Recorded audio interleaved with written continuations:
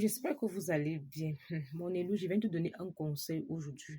Je sais que ça ne sera pas facile pour toi, mais écoute très bien ce que je vais te dire. Lorsque tu vas commencer à t'éveiller, lorsque tu vas commencer à manipuler ton don comme il se doit, tu auras beaucoup de tentations. Et l'une de ces tentations-là, c'est que les personnes qui sont dans les confrères là vont essayer de t'attirer là-bas.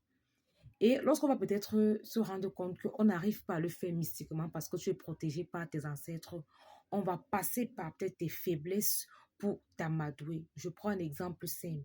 Si tu es fan de Cheikh Anta Diop, on te dira un jour que, est-ce que tu sais que Cheikh Anta Diop appartenait à telle confrérie pour que tu mettes en tête que c'est quelque chose de normal et que toi aussi tu peux passer par là pour atteindre un certain niveau. Pourtant, c'est faux.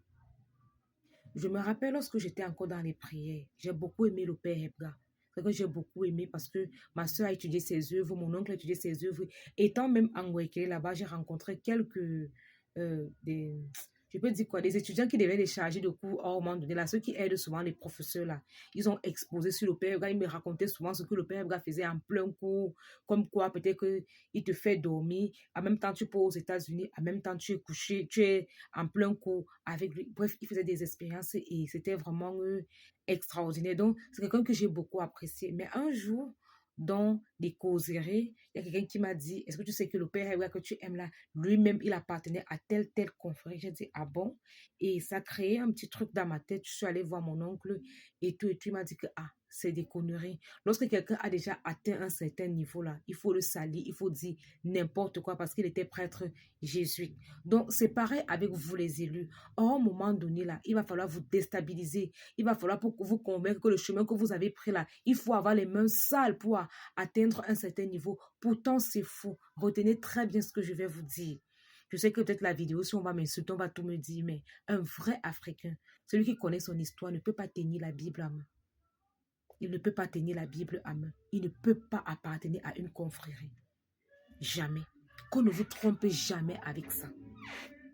Je dis qu'on ne vous trompe jamais avec ça. Un vrai Africain là, qui connaît son histoire, qui connaît sa tradition, qui respecte les lois de la nature, les lois de l'univers, ne peut pas tenir la Bible à main pour dire qu'il s'inspire de ça pour soigner, pour éveiller, pour faire X ou Y. Il faut faire très très attention.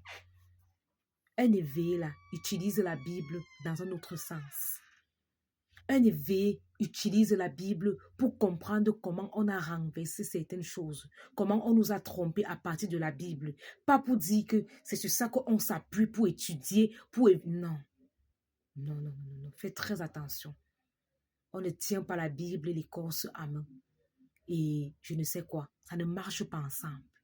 Un Africain qui connaît son histoire, qui dit qu'un vrai Africain, sait que les deux là ne vont pas ensemble.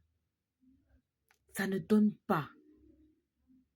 Faites très attention, on va vouloir vous amadouer en vous attirant dans des églises, dans des petites confréries. Parfois, l'église dans laquelle tu entres, même le fond de ça, c'est la loge, c'est la secte. Faites très attention. Faites attention. On va essayer de vous amadouer de toutes les façons possibles. Faites très attention.